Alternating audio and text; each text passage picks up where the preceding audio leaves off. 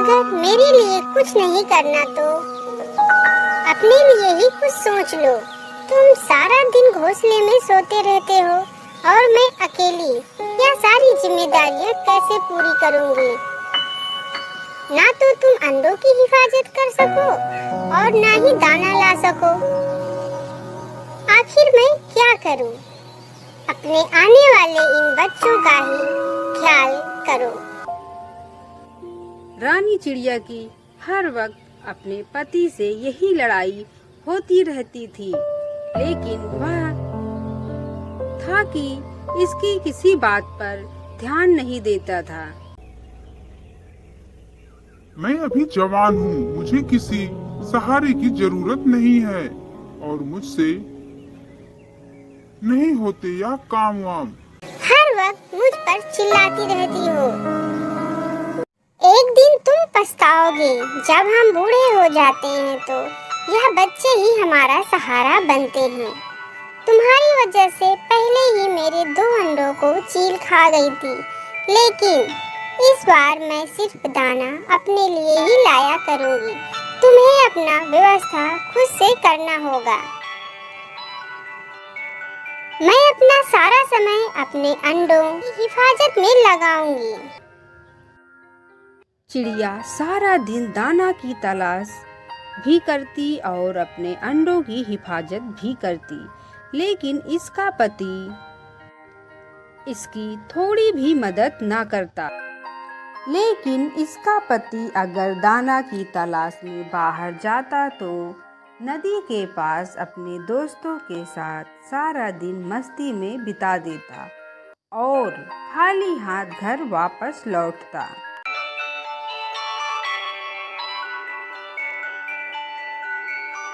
मेरे लिए लाए हो कुछ?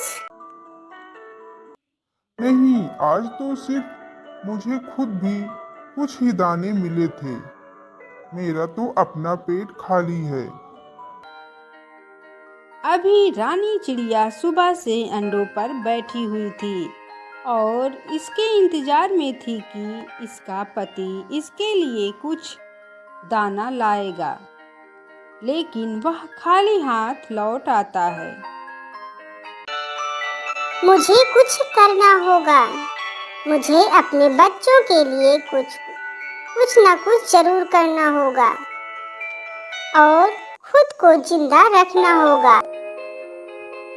बेचारी रानो भूख से मर रही थी, लेकिन घोंसले में खाने को कुछ भी नहीं था। अगर मैं भूख से मर गई तो मेरे इन बच्चों का क्या होगा? क्यों न कौवे भैया से मदद मांगूं? और वह पास ही कौवे के घोंसले की तरफ जाती है। कौवे भैया, आपको पता है मेरा पति सारा दिन कोई काम नहीं करता और मेरे अंडों से बच्चे निकलने ही वाले हैं और मैं बाहर नहीं जा सकती अपने इस अंडों को छोड़कर। मैं तुमसे विनती करती हूँ, सिर्फ कुछ ही दिन थोड़ा सा दाना मेरे लिए भी ले आया करो और अगर जिंदगी रही तो मैं आपके इस एहसान का बदला चुका दूंगी। तुम परेशान ना हो, हमें जो भी थोड़ा बहुत मिलेगा आपके घोंसले में ही आपको दे आया करूँगा। अभी तुम यहाँ कुछ दाने ले जाओ और खा लो, इससे तुम्हें कुछ ताकत मिलेगी। धन्यवाद, आपने मेरी मदद की। और रानी चिड़िया कुछ दाने लेकर अपने घोंसले में आ जाती है।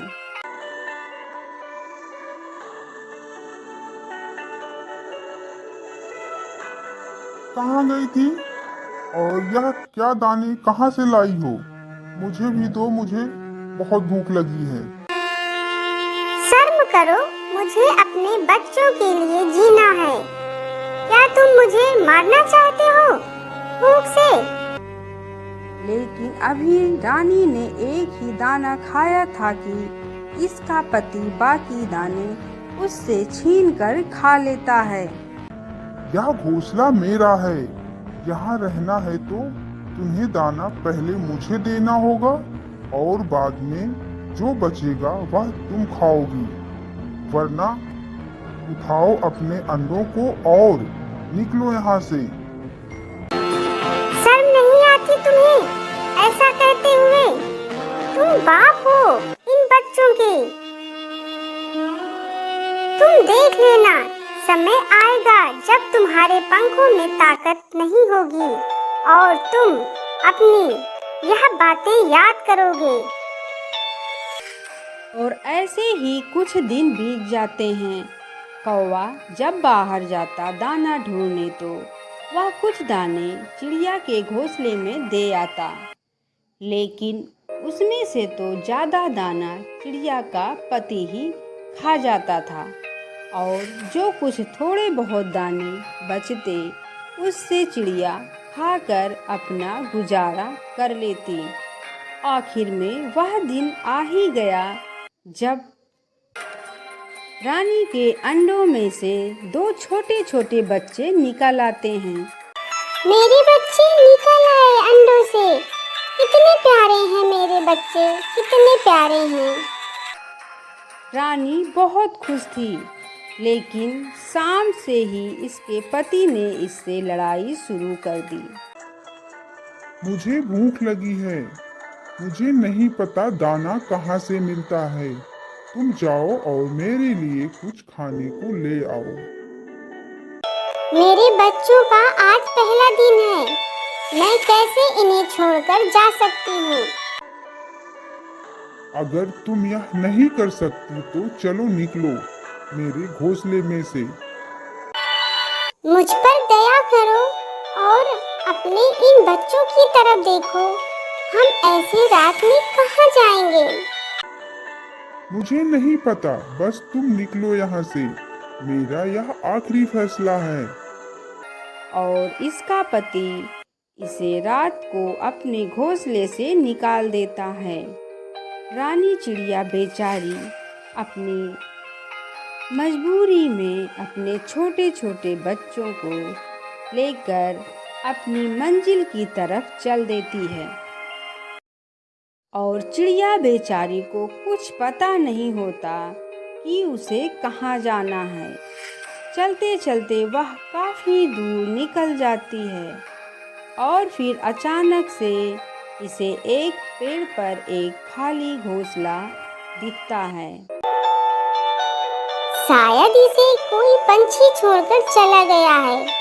क्यों ना मैं यहाँ ही अपना घर बना लूं? और वह वहीं पर बसेरा करती है। रानी बहुत मेहनत से अपने बच्चों के लिए दाना लाती और सारा समय अपने बच्चों की हिफाजत में गुजारती। समय बीतता गया और इनके बच्चे बड़े हो गए। मम्मा, आप कितना काम करती हो? हमारे लिए आज से हम भी आपके साथ जाया करेंगे, आपकी मदद करने। क्यों नहीं बेटा, जब बच्चे बड़े हो जाते हैं तो वह माँ बाप का सहयोग करते हैं। लेकिन मम्मा, हमारा बाप कहाँ है? बस बेटा, तुम्हें क्या पता कि कैसे इसने मुझे इस रात घर से निकाल दिया था, जब तुम सिर्फ 2 दिन के थे। लेकिन मम्मा, हमें एक दफा दिखाओ कि मेरा घर कहाँ है जहाँ हम पैदा हुए थे। अगर तुम इतना जिद कर रहे हो तो चलो आज उसी तरफ चलते हैं।